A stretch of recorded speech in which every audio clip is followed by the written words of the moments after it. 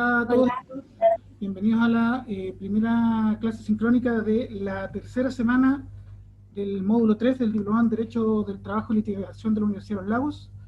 Esta semana la primera clase corresponde a la profesora Daniela Marcin, que ya nos ha acompañado anteriormente, así que no requiere mayor presentación de la casa, así que sin mayor preámbulo, le cedo la palabra a la profesora Marcin.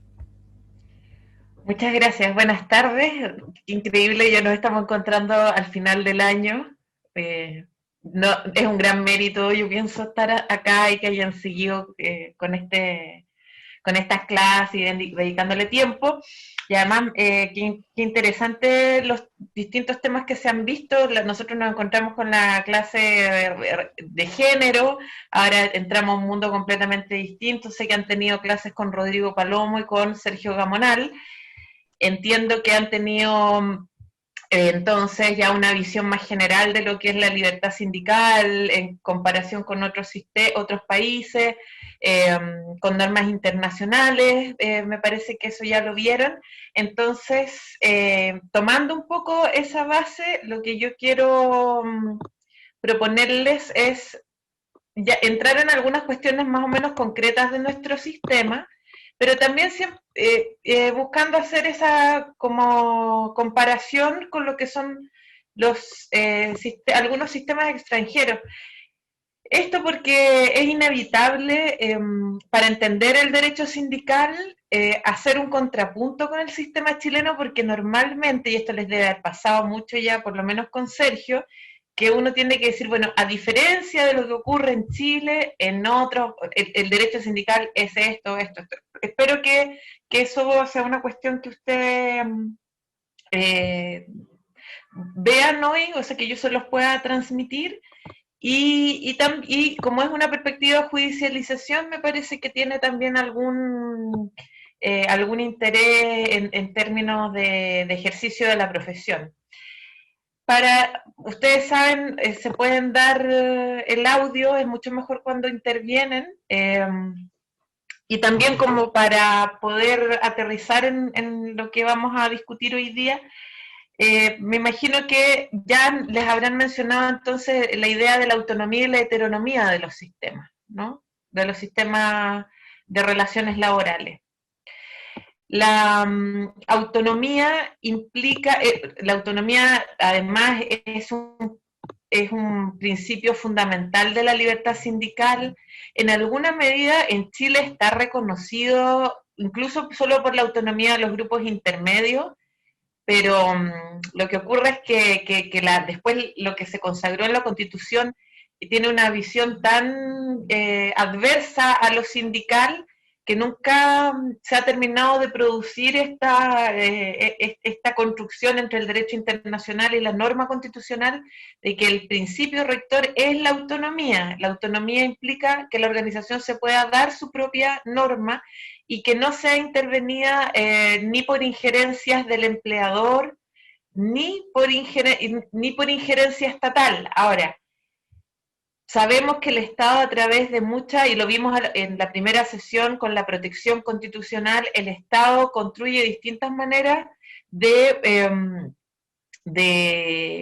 intervenir en las relaciones laborales, pero se supone que en un sentido protector, y es así como encontramos la inspección del trabajo, todo lo que es el aparato administrativo vinculado al trabajo, los tribunales especiales, la norma sustantiva, pero, Sergio algo les habrá dicho, ¿qué ocurre en Chile? Porque, digamos, todos los países tienen un órgano administrativo que es el equivalente a lo que nosotros llamamos dirección del trabajo, tribunales laborales, pero la idea de la autonomía apunta a que las organizaciones sindicales y los empleadores construyan un sistema de relaciones, y por eso es que se decía que los contratos colectivos, Carneluti decía, esto está en muchos manuales, decía, el contrato colectivo tiene el alma de una ley y el cuerpo de un contrato, pero el alma es de la ley.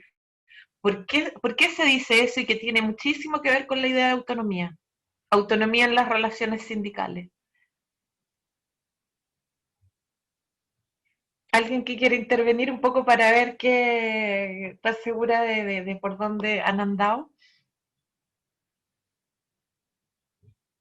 Bueno, a partir de esto que les señalo, traten como de tenerlo bien presente, que el contrato colectivo, sobre todo la negociación colectiva en sentido amplio, debe ser autónoma, debe estar en lo posible no intervenida por actuaciones estatales y claro, si uno lo contrasta con el sistema chileno nos vamos a dar cuenta que salvo excepciones que son los típicos, los ejemplos siempre suelen salir del sindicalismo del cobre, de la minería, pero la realidad general del sindicato en Chile es muy, muy dependiente de la acción de la inspección del trabajo. Nosotros somos un sistema de intensa heteronomía por esa razón y también porque nuestra norma colectiva, y lo vamos a ver hoy, es muy interventora de las relaciones, o sea, lo más opuesto a la idea de autonomía y de que ojalá la norma diga las organizaciones sindicales son libres y a partir de eso construyan sus acuerdos y sus sistemas normativos a partir de la negociación. En Chile vamos a ver, y los que se dedican a esto saben que eso es completamente distinto. Pero aquí, y como lo que les quiero proponer para hoy tiene que ver también con la judicialización, ¿qué tendrá que ver el proceso con esto? Porque no es, o sea, aquí vamos a poner en relación entonces al sindicato y las funciones que entendemos que cumple con una cuestión muy específica de la tutela estatal, que es el proceso y el acceso a los tribunales. ¿Qué piensan ustedes de eso? ¿Cómo será la relación entre el sindicato y el proceso laboral? ¿Alguna idea por ahí?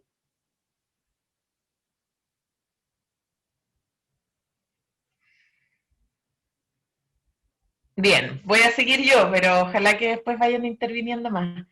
Eh, Desde un punto de vista casi jurídico, la relación entre el sindicato y el proceso ha sido interesante porque el proceso es una construcción bien individualista. Piensen ustedes que el proceso está pensado sobre todo para canalizar pretensiones que responden a la idea del derecho subjetivo, es decir, que yo reclamo contra otro una pretensión y que el tribunal debe decir si hay ahí un derecho o no, pero algunos autores dicen, y eso se ejerce en contra de todos, en el sentido que si yo tengo un derecho, no es posible hacer una consideración de si eso es bueno socialmente, para el colectivo, hacer consideraciones políticas. Si yo tengo un derecho, ese derecho debe ser reconocido por el tribunal.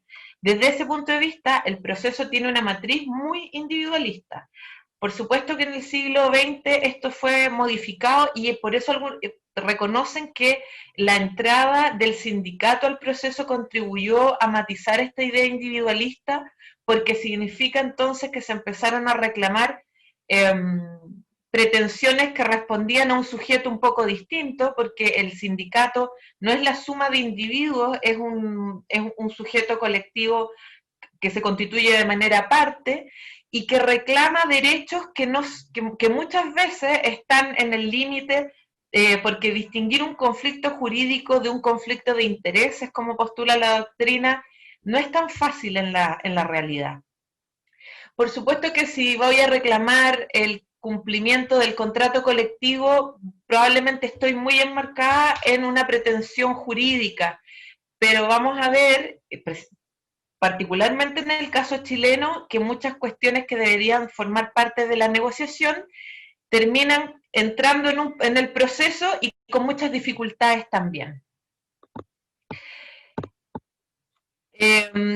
Pero hay que decir también que todos los sistemas contemplan el acceso del sindicato a la justicia, al proceso laboral. Lo que ocurre y que es interesante saber es que eso es muy sintomático del tipo de sistema ante el cual uno está. O sea, si el sistema laboral de un país reconoce mucho y muy bien la autonomía sindical, probablemente lo que se judicializa va a ser una especie de parcela de problemas, muy, muy acotado. Pero si el sistema es muy interventor, muy heterónomo y que tiene mucha norma en relación con el sindicato, probablemente la cantidad de cuestiones que llegan a decidirse no por negociación entre las partes y sí recurriendo al tribunal, van a ser muchas. Y eso es síntoma de que uno tiene un sistema laboral de poca autonomía, poco garantista de la libertad sindical. Algunos autores, a principios del siglo XX, de todas maneras decían que siempre era importante la intervención estatal, porque también el reconocimiento de la autonomía, de la libertad sindical, es muy contingente al clima político, económico, social, o sea, algo que en una época puede ser bullante en términos de negociación, en épocas de crisis van a terminar yendo a pedir tutela al Estado. Eso también es llamativo que se haya escrito casi desde el inicio del derecho colectivo, que es no confiarse solamente a los climas políticos, económicos, porque la tutela estatal siempre va a ser relevante. ¿Qué cosas son típicamente de las materias sindicales las que típicamente conoce un tribunal? Si ustedes tuvieran que hacer una asociación, ¿qué es lo normal que un tribunal tenga que decidir? ¿Prácticas antisindicales? Las prácticas antisindicales. O sea, los atentados a la libertad sindical son en todos los sistemas un tema de judicialización. Y aparte de eso, tratos discriminatorios, que están como muy cerquita de la idea de la práctica antisindical, y dicen los manuales también los actos atentatorios a los representantes sindicales. O sea, si lo vemos, está todo en torno a la idea de dar una tutela contra la antisindicalidad. Vamos a ver que en nuestro sistema las materias son muchísimo más diversas y que exceden ese radio, porque incluso vamos a ver que las acciones ahora pueden ir no solo desde el punto de vista de la protección de la organización sindical.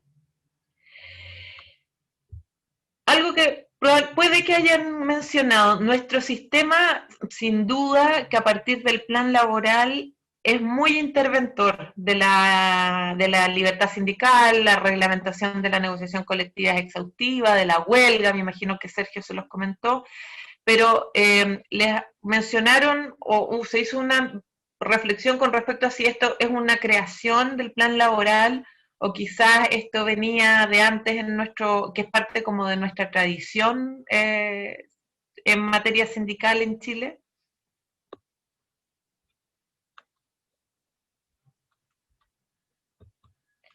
Algunos autores, hay pocos autores en todo caso que hayan matado, o sea, que el autor de este libro lo mataron, pero es un lapsus.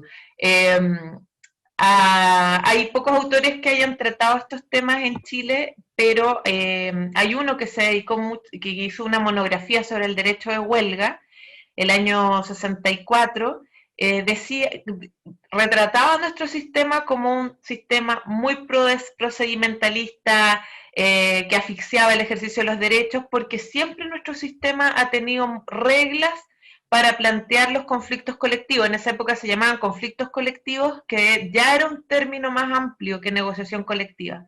Pero si un sindicato quería hacer un petitorio, tenía que cumplir con ciertas etapas y ciertas formalidades.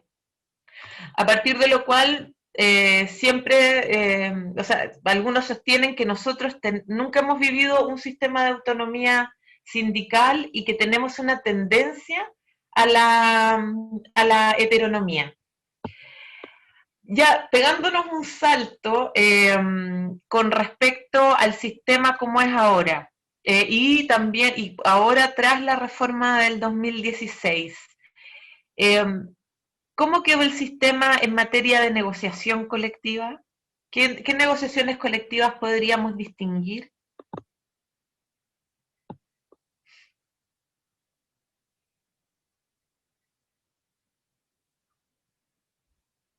¿Les suena? ¿Reglada? Reglada. ¿Cuál será la otra? No reglada o voluntaria, y una reglada especial para trabajadores con contrato por obra faena transitoria o de temporada. La negociación colectiva reglada es la más importante. Respecto de ella vamos a tratar algunas cuestiones específicas, pero la negociación colectiva no reglada, que antes estaba en el artículo 314 bis y después del 2016 está en el 314, sufrió algunos cambios interesantes, que quizás se los mencionaron también a propósito de esta reforma y de la idea de autonomía. El actual artículo 314 configuró una negociación colectiva voluntaria que eliminó dos restricciones muy importantes que tenía la negociación colectiva. Ustedes que algo vieron de huelga, entiendo. La negociación colectiva voluntaria tiene una gracia que es sin reglas, es como lo decían las partes, y por otra, perdió estas dos restricciones, en que la principal era que decía expresamente que no tenía derecho de huelga. Y a partir de eso y de una lectura constitucional, se ha entendido que una negociación colectiva que no sea reglada, esta que es la típica de la negociación colectiva de un contrato colectivo, esa negociación podría tener un derecho de huelga. ¿A partir de qué piensan ustedes?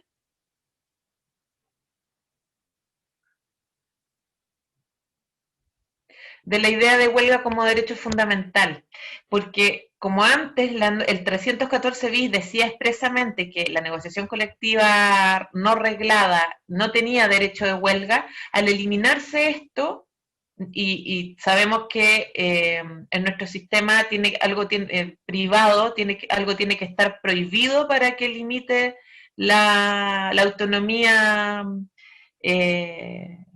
la autonomía de las partes, y que la huelga se entiende que es un derecho fundamental. A partir de eso se ha hecho una construcción interesante para que algunos conflictos distintos a la negociación colectiva de un contrato colectivo, si yo hago una acción, por ejemplo, planteo un conflicto colectivo, este es un caso real de hace algunos años, porque la empresa decide cambiar el lugar donde desarrolla sus faenas dentro del radio de la ciudad. Y el sindicato permanente y los trabajadores organizados han planteado que requieren que el contrato colectivo sea modificado entonces, porque ese traslado, si bien es dentro del radio de la ciudad, significa un costo en traslado y en colación superior, y esos trabajadores hacen una huelga. Eso se consideraría entonces una infracción al contrato, se consideraría el ejercicio de un derecho fundamental. Ante este tipo de casos, la jurisprudencia ha ido desarrollando interpretaciones que en algún sentido después terminan teniendo un problema, eso sí. Pero, por ejemplo, si ustedes vieran ese caso, este es un caso de Antofagasta, en que era un centro de revisión técnica que comunicó que iba a hacer un cambio en su establecimiento, y los trabajadores vivían todos muy cerca de la faena, y entonces plantearon que este traslado, que significaba como una hora, si bien estaba dentro de la ciudad, hacía que el contrato fuera más costoso para ellos, y que eso modificaba las condiciones en que se había negociado ese contrato. Y entonces deciden no trabajar y son despedidos por negativa a trabajar. ¿Cómo piensan entonces que los jueces pueden haber interpretado estas demandas?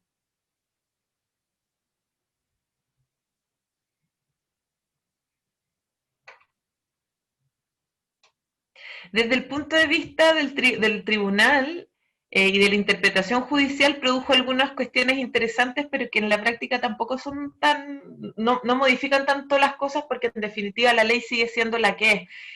Pero, ¿por qué este caso fue atractivo?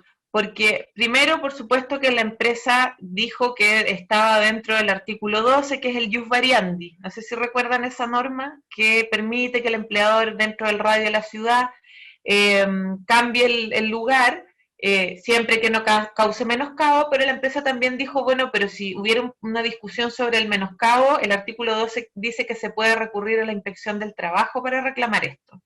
Y entonces el tribunal, uno de los tribunales, porque fueron muchas demandas que cayeron en dos tribunales distintos, y entonces por eso uno podía ver cómo los tribunales podían darle un tratamiento distinto dependiendo del valor que le daban a la libertad sindical y al derecho de huelga.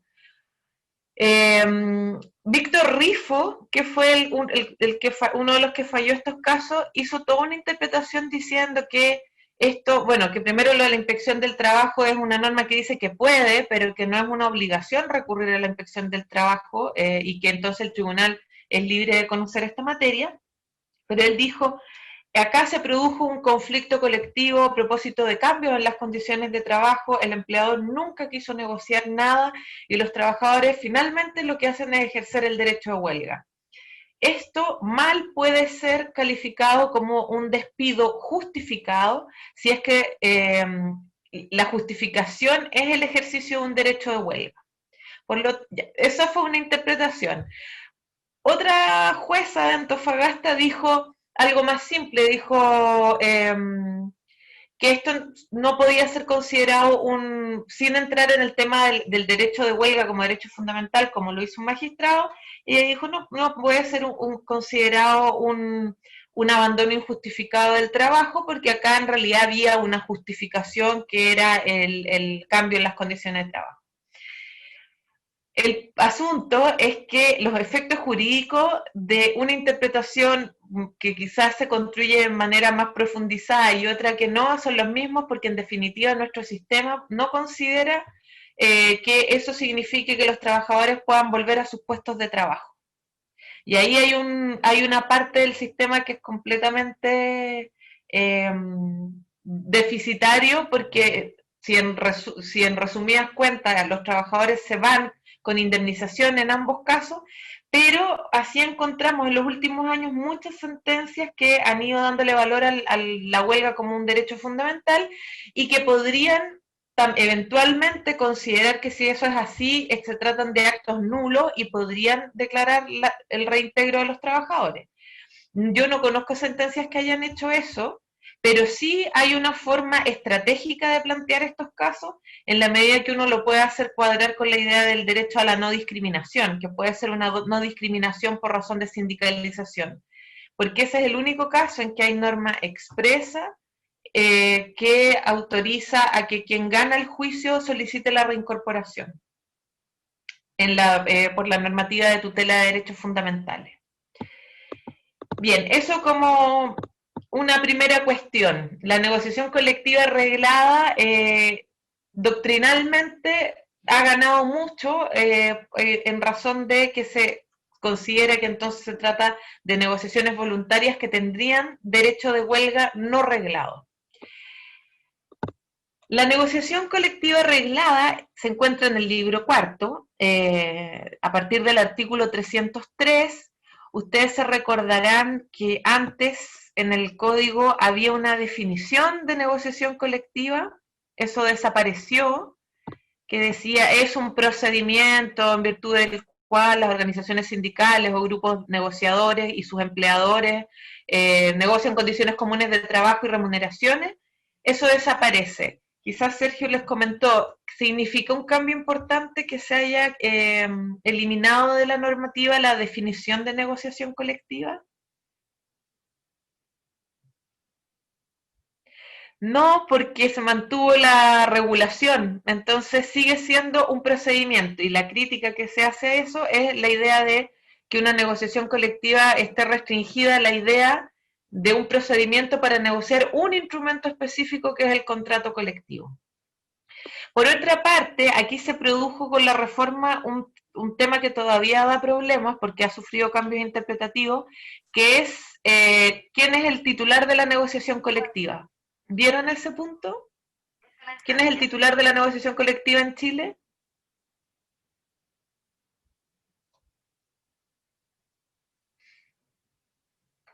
Es decir, ¿qué sujetos pueden negociar colectivamente instrumentos colectivos? ¿No? Bueno, ¿recuerdan que antes existía una figura que se llamaba el grupo negociador? El grupo negociador era, es que aquí, si esto ya lo vieron, porque yo no sé el detalle. Uy,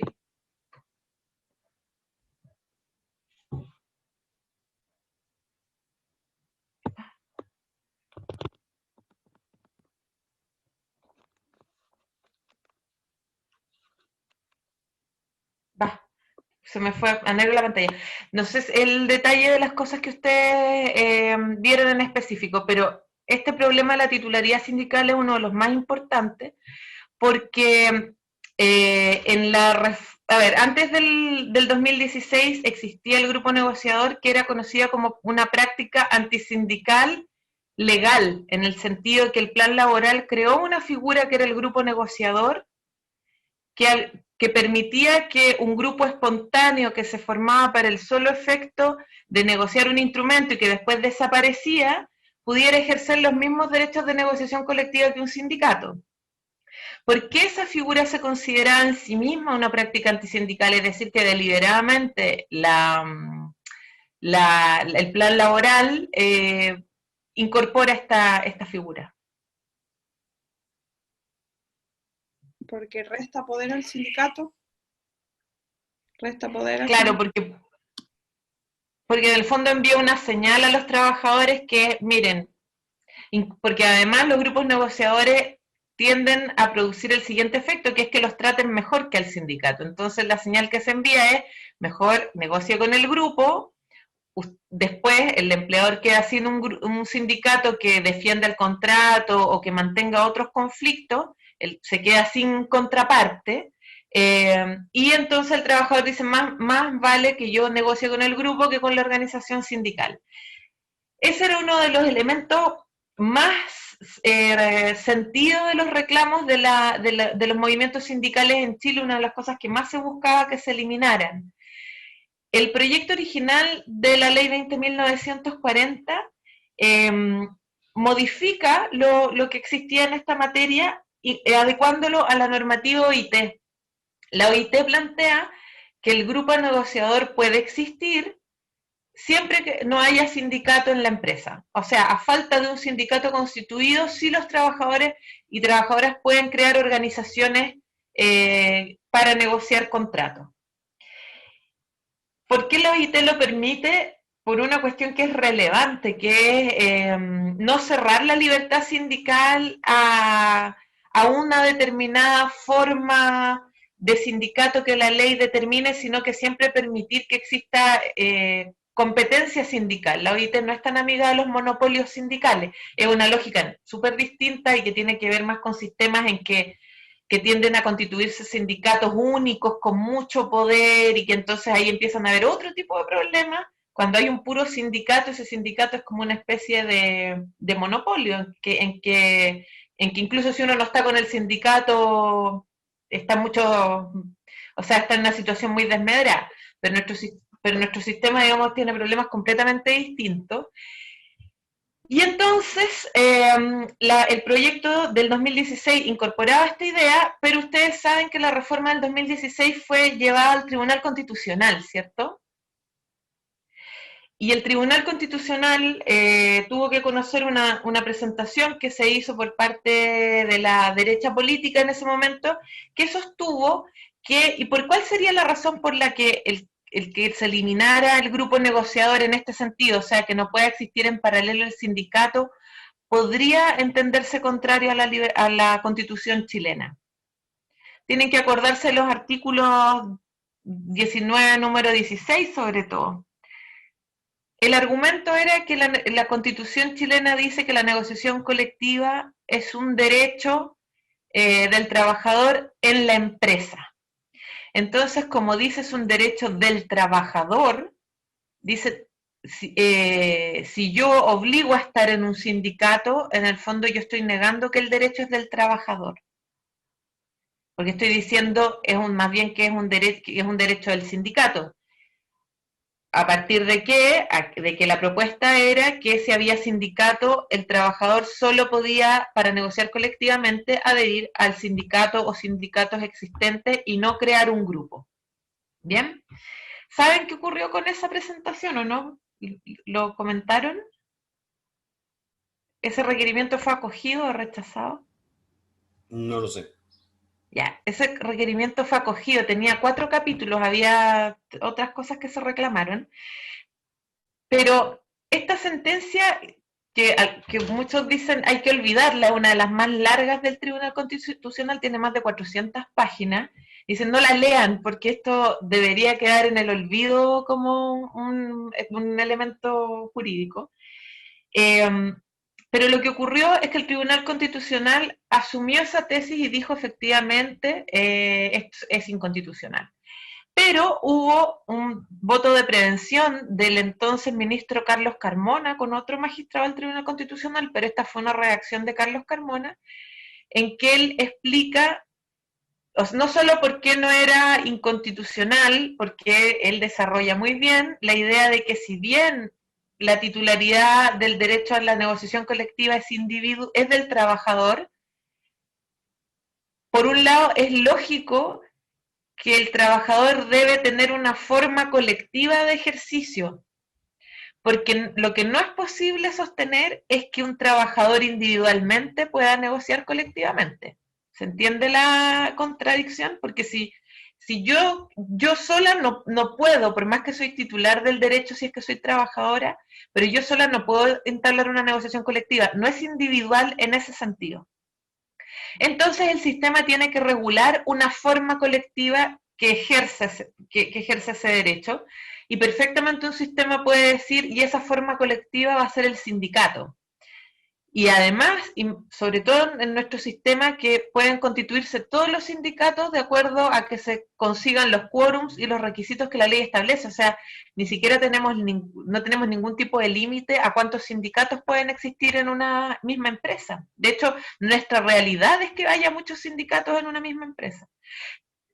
Y entonces Carlos Carmona señalaba que el legislador era libre de determinar que la organización sindical era la que ejercía el derecho, e incluso en esta fórmula absolutamente moderada, que era, y a falta de sindicato de todas maneras puede existir el grupo negociador, que iba a negociar un instrumento colectivo que se llamaba acuerdo de grupo negociador. ¿Qué ocurrió? Y aquí viene una anécdota interesante, que es que como se acogió el requerimiento, se eliminaron esos artículos del proyecto. Y como en ese momento el gobierno Bachelet se molestó mucho porque se había producido esta ida al Tribunal Constitucional, no se presentaron los proyectos de ley que tendrían que haber armonizado la propuesta con la sentencia del Tribunal Constitucional. No sé si me explico.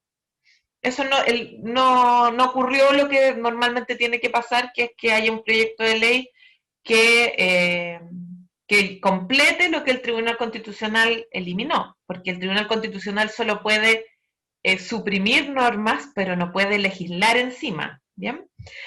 Entonces, como se produjo esto, tenemos una normativa, y esto es importante que lo sepan, que está como tijereteada, y cuesta interpretarla. ¿En qué sentido? Porque ustedes van a encontrar que en algunas normas se hace alusión, por ejemplo, instrumentos colectivos y se menciona el acuerdo del grupo negociador. Pero no existen normas que regulen cómo se constituye un grupo negociador o bajo qué reglas negocia un grupo negociador. ¿Qué problema produce eso?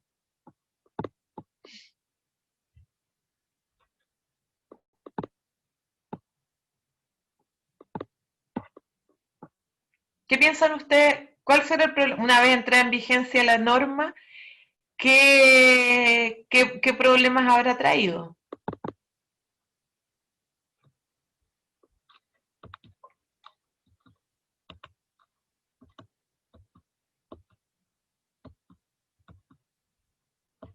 ¿Cuál será la pregunta que puede haber surgido? O sea, si quedan algunos elementos de esta que era una reglamentación en que el grupo negociador, requisitos de constitución, reglas de negociación, el acuerdo colectivo, si no tengo la parte en que me dice que es un grupo negociador, cómo negocia, pero sí en algunas normas se mantiene la mención a este tipo de instrumento colectivo que era el acuerdo de grupo negociador, ¿cuál habrá sido la duda que se planteó una vez entrada en vigencia esta normativa en estas condiciones? Si podían o no podían negociar los grupos. Exactamente. Y entonces, ahí vemos que la fragilidad del sistema, y además con esta intervención tan intensa que hemos mencionado, ¿qué es lo que habrá ocurrido? Que por supuesto se pidió rápidamente una interpretación administrativa, y se emite el dictamen el año 2017, el número 1163 del año 2017. ¿Qué dijo la Dirección del Trabajo, piensan ustedes? El 2017, los años son importantes porque acá además hubo un cambio en la interpretación. ¿Qué habrá dicho en primer lugar la Dirección del Trabajo ante una situación así? ¿Cuál es la presentación? Que le van a decir, mire, el Tribunal Constitucional dijo que, o sea, nos puede gustar o no, pues, pero el Tribunal Constitucional dijo que el trabajador tenía derecho que era su derecho a negociar colectivamente y que por lo mismo la eliminación de los grupos negociadores en paralelo al sindicato era inconstitucional, y resulta que hay algunos artículos que todavía hablan del acuerdo del grupo negociador, y entonces queremos saber si un grupo negociador en nuestro sistema puede negociar o no, y si la Dirección del Trabajo le va a registrar sus instrumentos colectivos o no. ¿Qué habrá dicho? 2017. Todavía estaba el gobierno que había presentado el proyecto. Tanto suspenso le pone a Daniela que capaz que había dicho que podía negociar.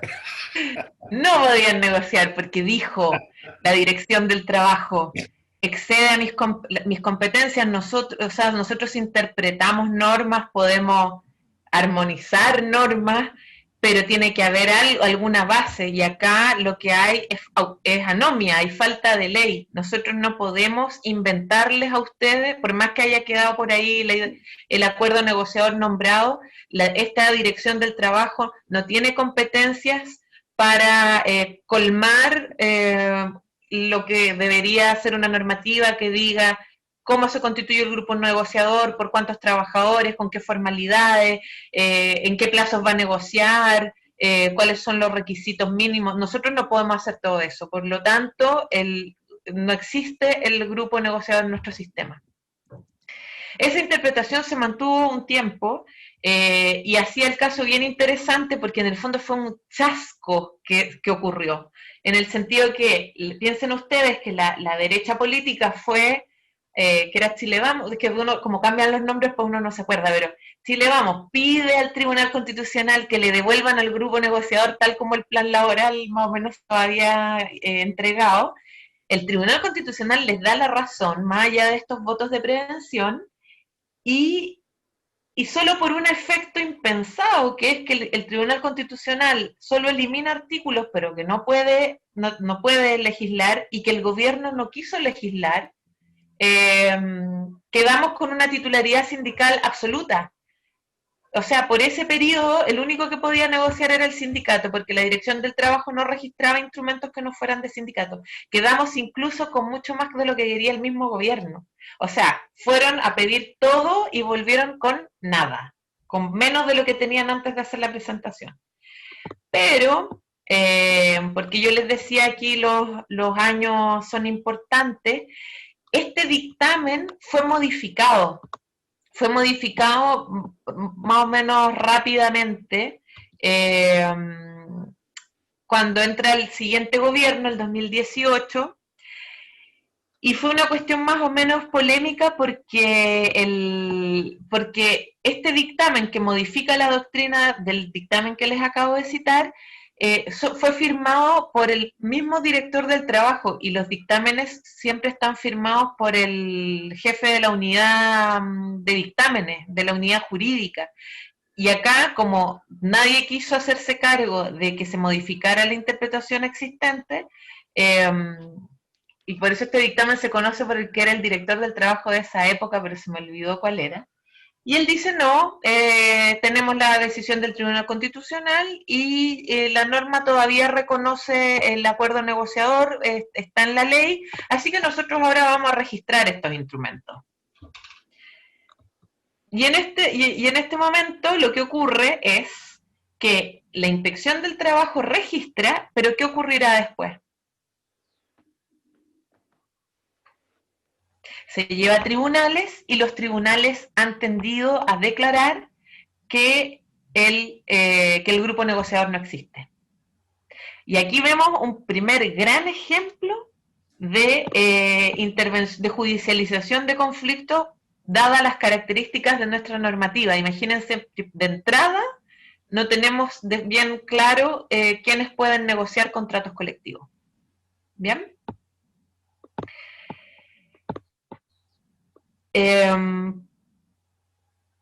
Bueno, ese es un primer punto que nos muestra la judicialización de nuestro sistema.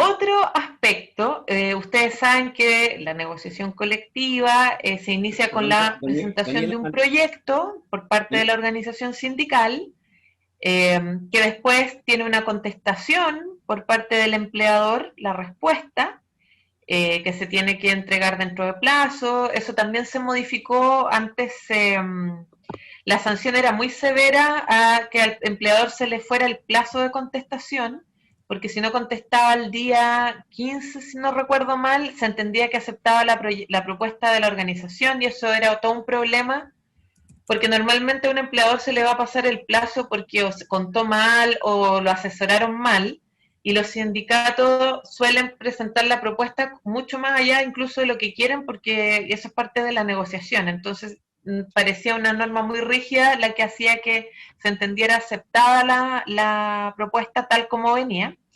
Se modificó y ahora se permite llegar a un acuerdo en que se opte por seguir negociando.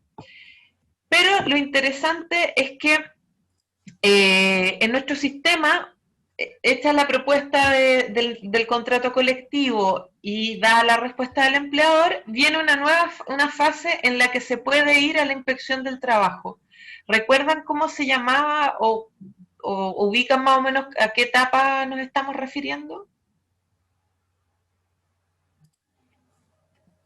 Profesora, yo ahí tengo unas dudas, porque como negociación reglan etapas obligatorias, porque sería primero el derecho a la información, ¿cierto? Proyecto del contrato colectivo, las comisiones negociadoras, de ahí 1/3 de las mujeres y todo eso. Y respuestas, que son los 10 días más la prórroga de los 10 días. Ahí estaríamos, ¿cierto?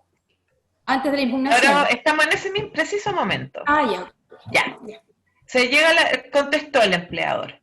Viene un plazo de 5 días en los que ambas, tanto sindicato como el empleador, pueden ir a la inspección del trabajo a reclamar. Se llaman reclamaciones e impugnaciones.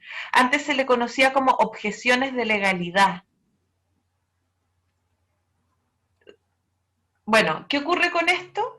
Que sufrió una modificación porque se puede reclamar e impugnar la inclusión de trabajadores que en la negociación que no tengan derecho a negociar, como un primer punto, y también la norma autoriza reclamar cualquier infracción a normas del libro cuarto. Antes la reclamación era mucho más amplia, a cualquier norma legal. Las reclamaciones de legalidad eran cualquier quebrantamiento a normas legales vinculadas con la negociación colectiva o con los derechos laborales.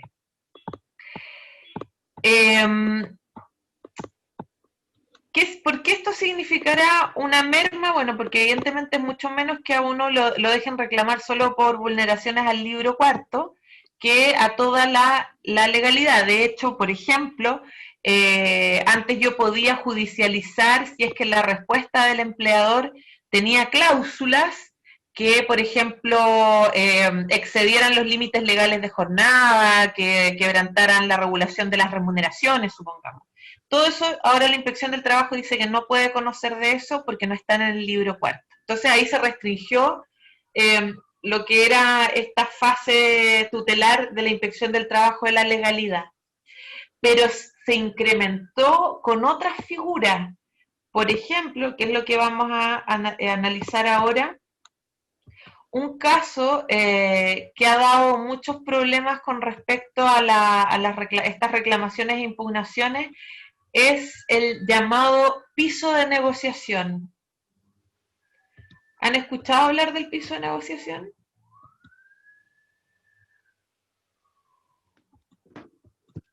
Respetar los acuerdos del convenio colectivo vigente en ciertas materias. Pues es más o menos eso. O sea, el piso de negociación está constituido por la obligación del empleador, está regulado en el artículo 336, de en su respuesta, si hay un instrumento colectivo vigente, tendrá que proponer las estipulaciones del contrato colectivo vigente. Y dice el artículo 36 con exclusión de la reajustabilidad, incrementos reales, pactos sobre condiciones especiales de trabajo, los excluye también, y los beneficios que se entreguen por la sola firma del instrumento. Es decir, el artículo 336 nos dice, no se entrega específicamente, porque esto es la más importante de la norma, no se entrega el bono por término de conflicto. Eso no forma parte del instrumento colectivo vigente. Y excluye también la extensión de beneficios. Bien, entonces, si eso es el piso de negociación, es decir, ofrecer esencialmente el contrato vigente o los beneficios que se entregan regular y periódicamente en los casos que no había un instrumento colectivo vigente, una de las cosas que yo sí puedo reclamar por el no cumplimiento del piso de negociación, por la vía de las impugnaciones y reclamaciones, va a ser esta norma, que ya vemos que como incluye cosas y excluye cosas, da espacio, digamos, a las interpretaciones. ¿Qué casos? Y a ver si esto no lo enredamos mucho. El piso de negociación, entonces, dijimos que significa esto que regula el artículo 336. Primera cuestión, fíjense que en el sistema chileno, si yo voy a reclamar contra la resolución de la Dirección del Trabajo, ¿por qué vía procesal se va a conocer eso? Para los que tramitan, a lo mejor les suena. ¿Ustedes No saben sé que existe un... yo- ¿Sí? No sé si es así o no, porque no tramito, pero sé que monitorio, por monitorio. Monitorio. Ya. Fíjense que en un caso que fue bien comentado, yo creo que ya es del 2018, el sindicato LATAM, que a lo mejor Sergio se los nombró por el tema del descuelgue en la huelga, que eso salió mucho en el diario, que después a lo mejor alcanzamos a hacer algún comentario sobre eso, pero este fue otro caso LATAM. Y lo que reclamaba el sindicato era que no se había cumplido con el piso de negociación porque no se había ofrecido por la empresa la cláusula de aplicación de las condiciones de trabajo, haciendo una distinción entre la extensión de beneficios. Esto es bien técnico, lo que pasa es que siempre cuando ya uno cae en la norma chilena es muy difícil no caer en cosas muy, muy específicas. ¿Ustedes saben lo que es la extensión de beneficios? Que es lo que les acabo de decir en el artículo 336, no forma parte del piso de negociación la extensión de beneficios. ¿Qué es la extensión de beneficios? Bueno, la extensión de beneficios es otro de los grandes puntos conflictivos de la reforma del 2016, porque antes del 2016 existía otra práctica antisindical que se llamaba como práctica legal, que era el sistema era antisindical, porque se permitía que el empleador decidiera por sí y ante sí si le extendía el contrato colectivo a un trabajador que no estuviera afiliado al sindicato. Si le extendía el contrato colectivo, ese trabajador tenía que pagar un 75% de la cuota sindical en favor del sindicato que era titular de ese contrato. ¿Bien?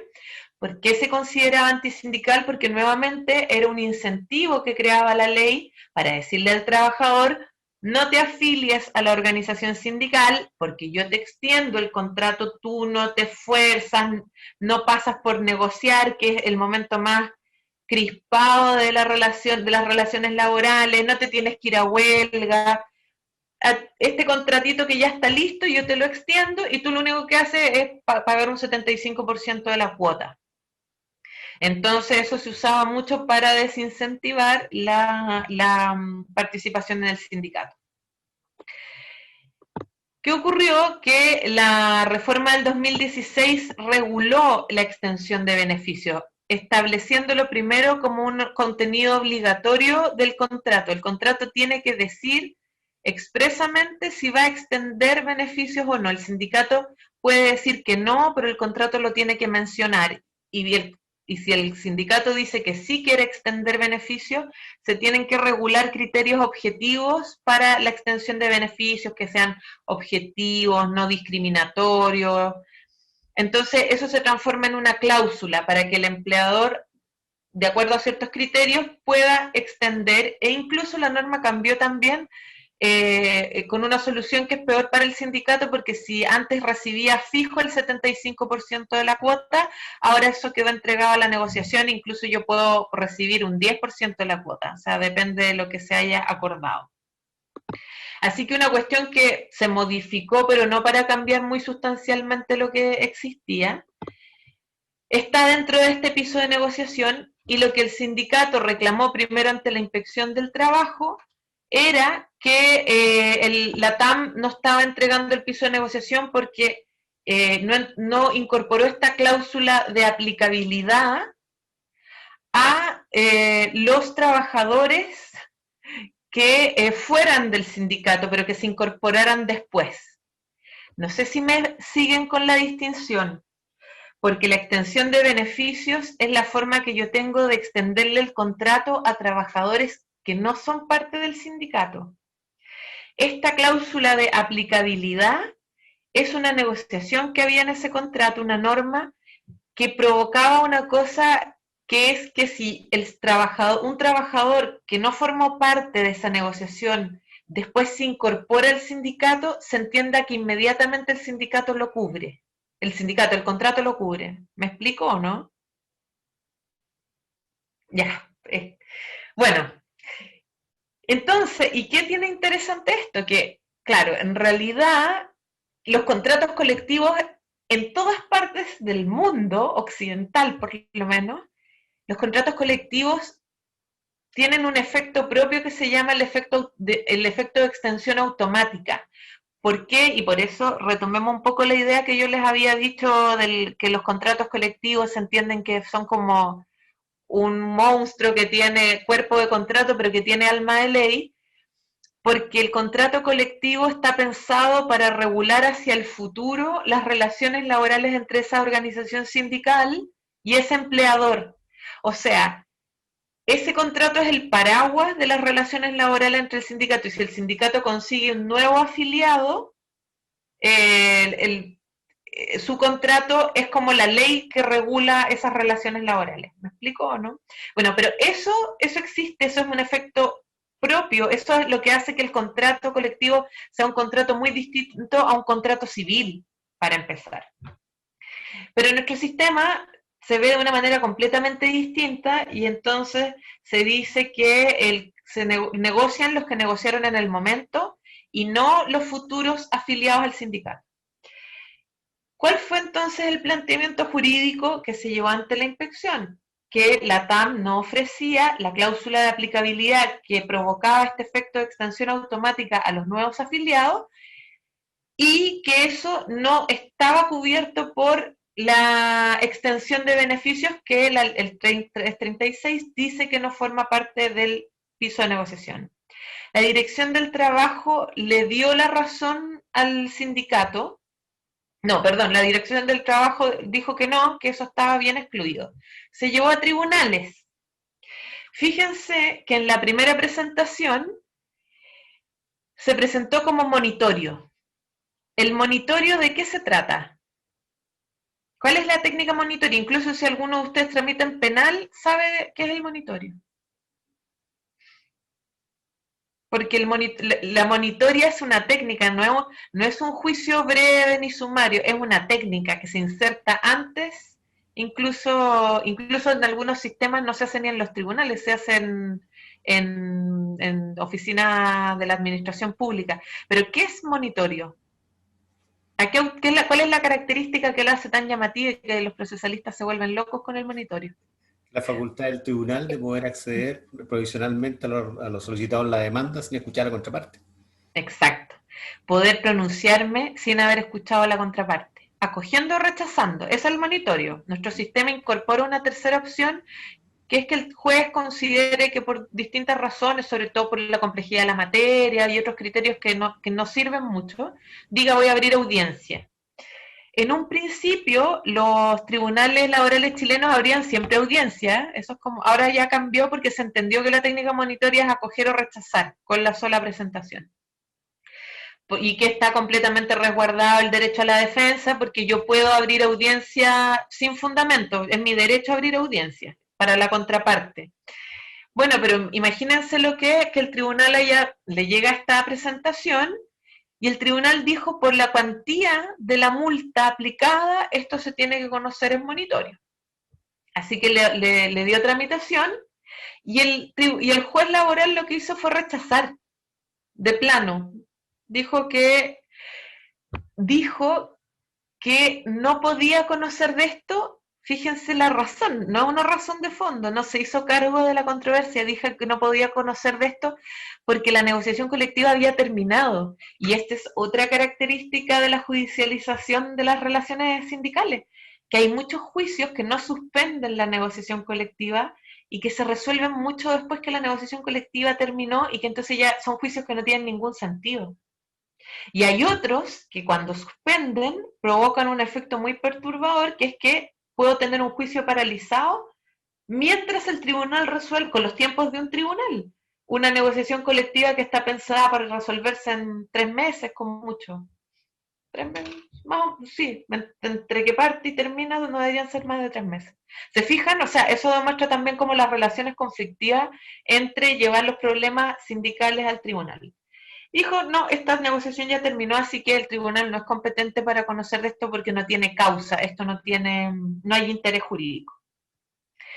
El sindicato abrió audiencia y el juez laboral, que fue en este caso Álvaro Flores, acogió la demanda y declaró que eran dos figuras distintas y que el sindicato tenía respetación, que la extensión de beneficios era una cosa que evidente por texto expreso estaba excluida del piso de negociación y que la cláusula de aplicabilidad era otra cosa que ellos habían negociado y que era que los contratos se aplicaran a los futuros afiliados.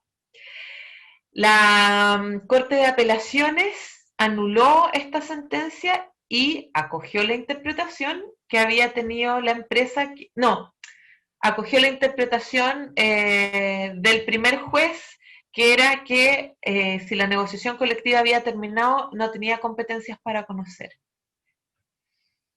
¿Se fijan? Todo esto es lo más freak que hay, o sea, como discusión jurídica. Sí es un conflicto jurídico porque estamos hablando, aquí sí que no es un problema de que sea un conflicto político, laboral, un conflicto de intereses y no un conflicto jurídico. Es súper jurídico en la interpretación de los efectos del contrato, del piso de negociación, pero como nuestra normativa tiene tanto detalle, produce muchas causas de este tipo.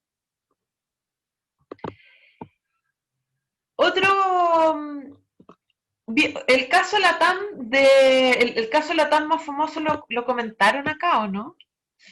Que también tiene que ver en parte con el piso de negociación, pero fundamentalmente es esta gran discusión que hubo con cómo se puede descolgar uno de la huelga. Bueno, parece que no. Esto también como para el anecdotario, pero la TAM ha tenido muchos juicios, y que no voy a contar más chismes. Ha tenido muchos juicios la TAM, y uno de ellos fue porque el sistema de normas que nosotros tenemos también tiene una extensa reglamentación del derecho de huelga. Ustedes saben que el derecho de huelga es la última fase que viene una vez que termina el periodo para negociar. También se puede ir obligatoriamente a una mediación ante la Inspección del Trabajo, pero una vez hecha efectiva la huelga, uno está afecto a la huelga, uno se puede descolgar a partir de ciertos días.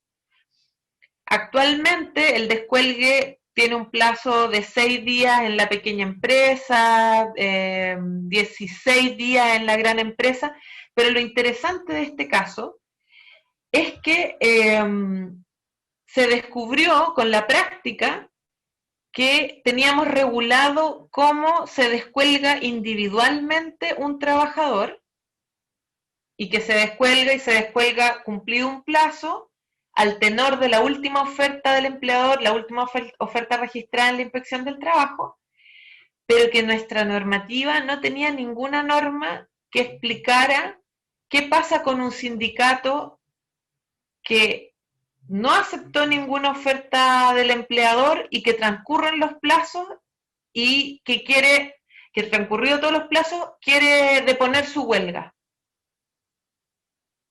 ¿Me explico?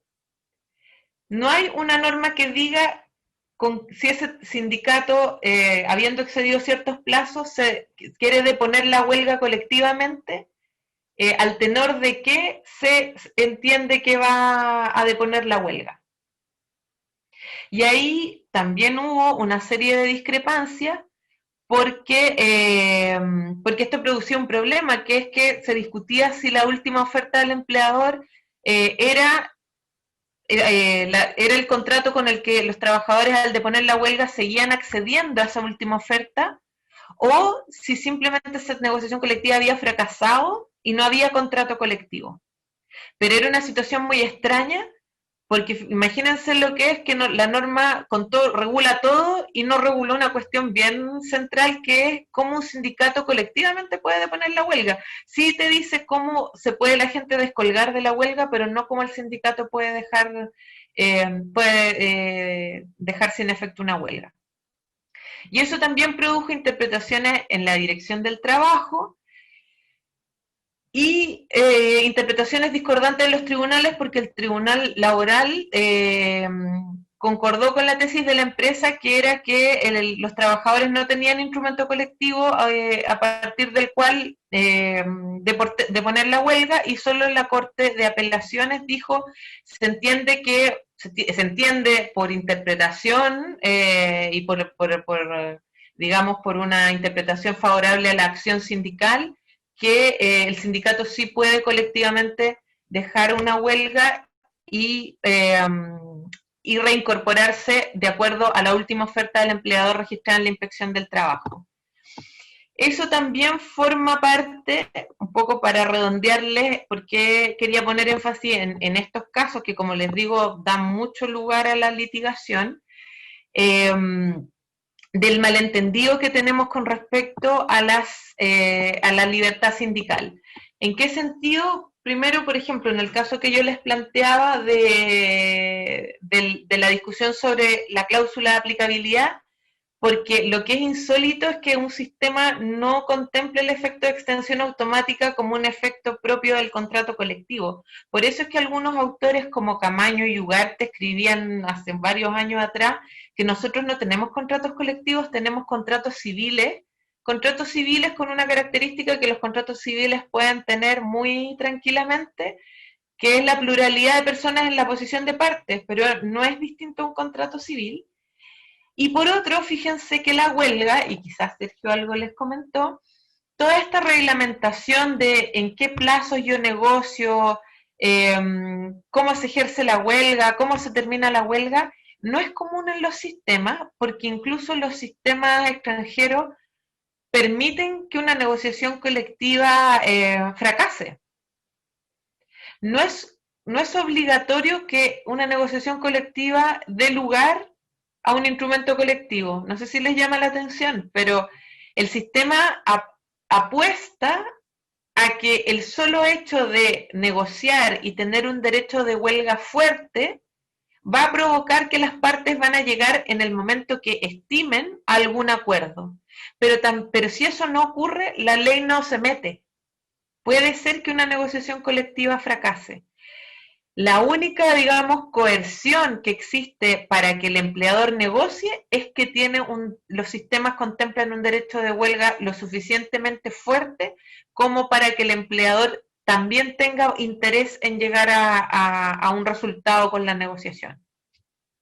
Por eso es que les decía, nuestro sistema siempre está yendo como a una lógica opuesta a la del derecho sindical, y eso, por lo menos a los que nos dedicamos a esto, es un problema porque en el fondo es como, no sé, es como si uno enseñara derecho comercial en un país que no ha regulado las sociedades, que no reconoce que o sea, son cuestiones tan esenciales que en el fondo son las que le dan autonomía disciplinar a ciertas áreas del derecho. Quedan 4 minutos, me parece. No les di espacio para preguntas, pero vi que estaban interviniendo poco hoy. ¿Algún comentario, dudas, lo que sea?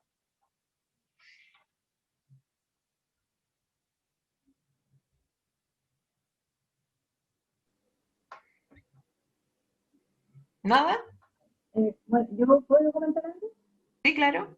Mira, bueno, yo me ingresé al diplomado por el mismo tema de la huelga, en realidad en la negociación colectiva, porque bueno, yo soy abogada, trabajo en una empresa y tuvimos 2 negociaciones colectivas con los 2 sindicatos de la empresa.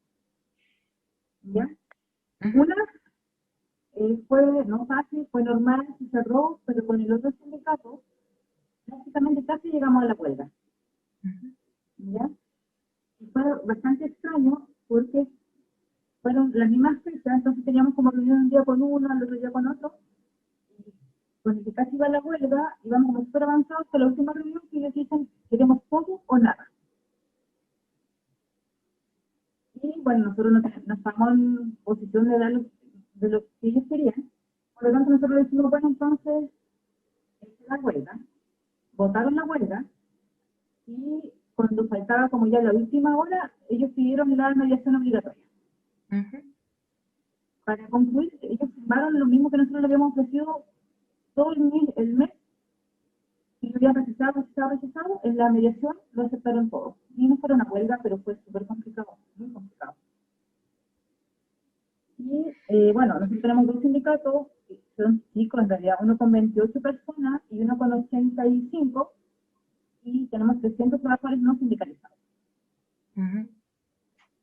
¿Ya? Y bueno, igual ahí como que yo firmaba la extensión de beneficios con el primer sindicato que firmó, así que igual yo creo que hizo como un poco de fuerza con los demás, porque no afectaba tanto que vayan a la huelga. Pero es súper complicado en cuanto al tema porque no está tan bien regulado. Ese fue mi aporte, porque la verdad es que sufrimos harto, fueron 2 meses súper complicados y nos encontramos con que había muchas cosas que no estaban reguladas.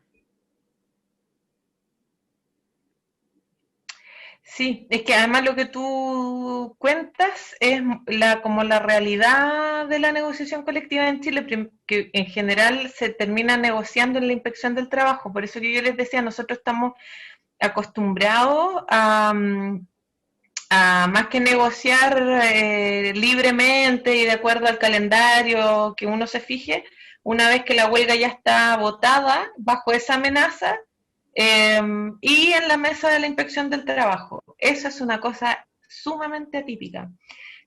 Quizás alguno de los profesores anteriores les dijo, la inspección del trabajo también suele tener funciones mucho más acotadas y si la inspección del trabajo es el lugar donde el sindicato cree que puede negociar, eso es un síntoma de que el sindicato no tiene ninguna fuerza propia.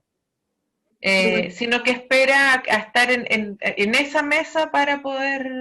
Y bueno, y por el lado del empleador ocurre un poco lo mismo, antes de negociar, espera que esté la huelga como posibilidad cierta en esas tratativas.